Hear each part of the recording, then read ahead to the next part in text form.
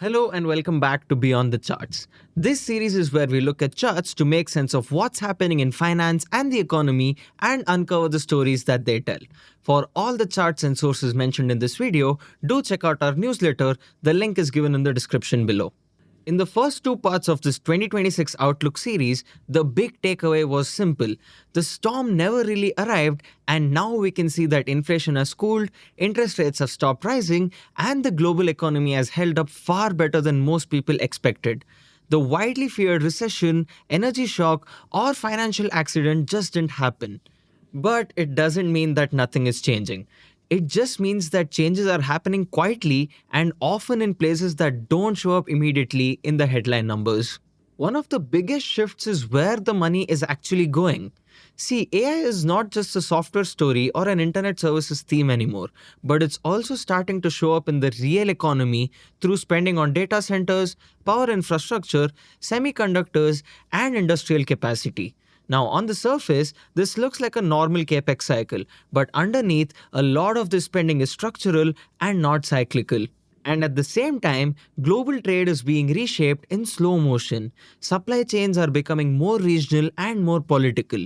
See, cost and efficiency still matter, but they're no longer the only priorities.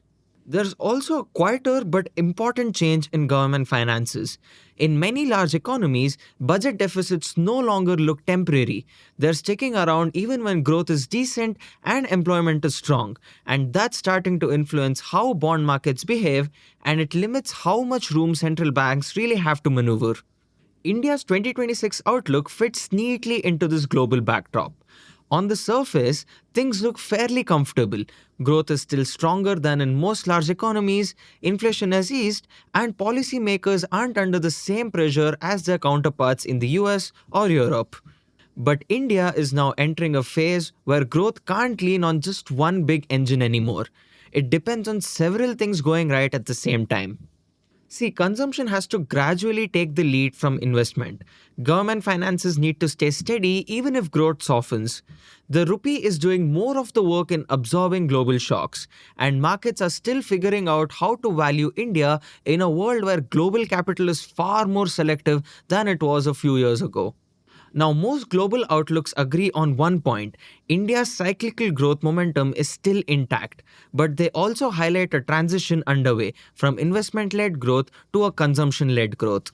See, the post pandemic recovery leaned heavily on public capex, infrastructure spending, and a strong investment cycle, and that engine did exactly what it was supposed to do. But the next phase, though, depends much more on households. See, investment led growth is usually clean and predictable on paper because projects get announced, money is allocated, and execution can be tracked. But on the other hand, consumption led growth is messier because it depends on how confident people feel, whether jobs are holding up, and how much room households have in their budgets when inflation or interest rates move. Let's now start with consumer confidence. See, households aren't saying that things feel great right now. The measures of the current situation have only just climbed back to around pre pandemic levels. Expectations, though, tell a better story. People feel more optimistic about the year ahead, and the improvement has been steady through 2024 and 2025. But that gap between now and the next year really matters. It points to caution in the present but a willingness to spend if the conditions don't deteriorate. Hiring shows a similar pattern as well because employment is now better than it was before the pandemic, but it isn't broad based. See, banks, financial services, and parts of domestic services are adding jobs, but IT and software are not. And the result is enough income support to keep consumption steady, but not enough momentum to drive a sharp acceleration. And on the other hand, spending data tells the same story because vehicle registrations have held up through 2024 into 2025 with occasional boosts from festive demand and GST cuts.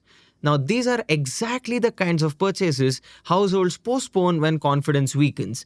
The fact that they haven't dropped off tells us something important, that people are cautious but not under stress. And at the same time, it raises a question as to how durable this demand once temporary supports fade. See, credit growth to households has slowed from the peaks of 2023, but leverage is still higher than before the pandemic. Retail lending, especially unsecured credit, expanded rapidly in the post pandemic recovery. Banks have started tightening at the margins, but the system is still digesting that expansion. Now, this doesn't point to immediate stress, but it does put a ceiling on how fast consumption can pick up. When households are already carrying more debt, spending responds more to income stability than to lower interest rates alone. Now, all of this reinforces the broader theme that consumption in 2026 is likely to be resilient and not explosive. See, it can keep the growth steady, but it's unlikely to deliver a sharp upside surprise unless income growth becomes much broader. See, inflation plays a big role in all of this. Prices today are far lower than they were in 2022, especially food prices, and that has eased pressure on household budgets. Even without strong wage growth, lower inflation has helped stabilize real purchasing power. And in that sense, disinflation has quietly done a lot of the heavy lifting for consumption. But there's another side to this. Food is also the most volatile part of inflation. When prices are calm, it brings comfort, but it also brings fragility because a bad monsoon, a supply disruption, or a commodity shock that feeds through the currency can change the picture quickly. Because India's inflation backdrop is supportive, but it isn't bulletproof. And this matters for how we read growth numbers. Several outlooks point out that the real GDP growth in the first half of financial year 26 benefited from very low price growth in the economy. And when prices barely rise, real growth can look strong even if incomes and cash flows are growing more slowly. Some base effects and technical factors also help flatter growth for a few quarters. But that doesn't mean that growth story is wrong. It just means that the headline numbers may be overstating the momentum on the ground. To break this down, growth is real, but some of it looks better on paper because inflation is unusually low. As inflation normalizes, growth may appear to slow even if the underlying activity stays steady. And from here, nominal growth, the kind that shows up in corporate revenues and tax collections, start to matter much more. Let's now move to the monetary policy. One idea that keeps coming up in the global outlooks is fiscal dominance. The sense that central banks now have less freedom because governments are borrowing heavily and cutting deficits is politically hard. India isn't in the same place as the US or Europe, but the trade offs still exist. The RBI has room mainly because inflation is low. That gives policymakers flexibility, but it also means every move carries consequences for the rupee, for the imported inflation, and for the overall financial conditions. See, rate cuts are possible and they're likely to be gradual. The real question here isn't whether there's one rate cut or two, but it's how carefully the RBI navigates a world where currency moves matter more and global risk off phases transmit quickly through capital flows. And this brings us to the rupee. See, 2025 wasn't a great year for the currency, even as the dollar weakened globally. Looking ahead to 2026, most outlooks sketch two broad paths. In the base case, the rupee stays in the lower half of its long-term range and weakens gradually. In a more advanced scenario, it moves into the upper half of this range, implying sharper depreciation. But what separates these outcomes is largely external. Trade policy, tariffs, and global risk sentiment matter more now than they ever did earlier in the cycle. A stable trade environment helps anchor currency expectations, but a sudden trade shock does the opposite. And this is where trade stops being an abstract micro idea and starts showing up in everyday prices. Trade outcome influence exports, capital flows, currency expectations, and inflation. And for India, more of the adjustment is now happening through the rupee. The currency is increasingly being used as a shock absorber rather than interest rates. But there's also a more constructive side to the trade story. As global supply chains fragment, India is slowly gaining share in manufacturing and export diversification. And this doesn't show up as a dramatic export surge, but it shows up as a steady gain across electronics, pharmaceuticals, engineering goods, and supply chain relocation. It's a slow structural tailwind and not a cyclical boost, but it helps cushion growth when global demand is uneven. And these macro shifts are also playing out unevenly across sectors. Areas tied to domestic investment and balance sheet strength, like financials, infrastructure, manufacturing linked industries, and parts of domestic services, look relatively better positioned going into 2026. Whereas globally exposed sectors, especially IT services, continue to face headwinds from slower overseas demand and delayed client spending. Consumer facing sectors sit somewhere in between, with staples supported by lower inflation and discretionary spending still sensitive to confidence and income trends. On the fiscal side, India isn't facing a loss of control. The bigger issue heading into 2026 is execution. By the middle of financial year 2026, central government revenues were running below budget assumptions.